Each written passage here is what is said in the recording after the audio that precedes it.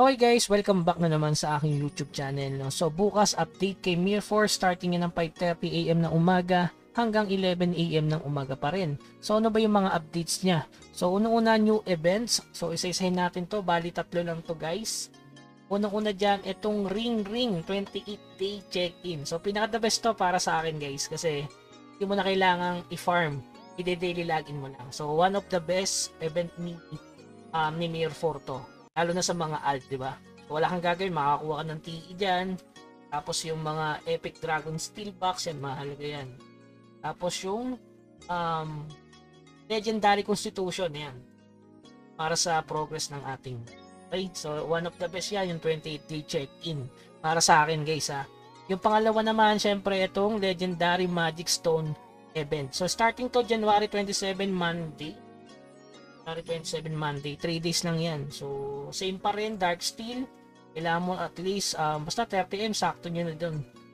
So, makakuha kayo dyan ng Legendary Magic Stone. Dapat tier 2 na no?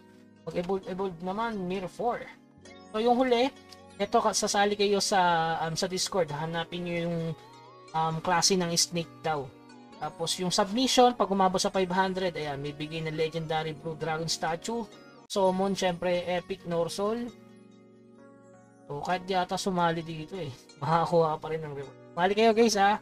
Kailangan ng 500 submission. Okay?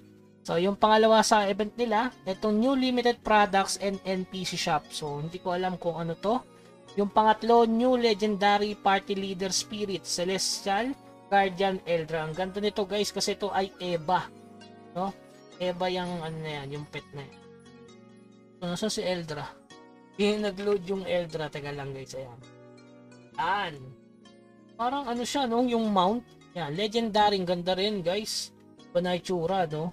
Kaya may evasion siya, oh. Spirit, Possession Effect, Evasion. Party Leader Skill. Natin, increase critical hit chance. Evasion by 80, no? Grabe. Eba na Eba yan. Eba na, Eba pa, diba?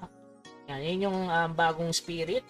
Tapos, yung sunod naman, new weapon appearance. Ito, bagong-bago na pantal pa. Kaya, ito, carrot. Grabe, radish.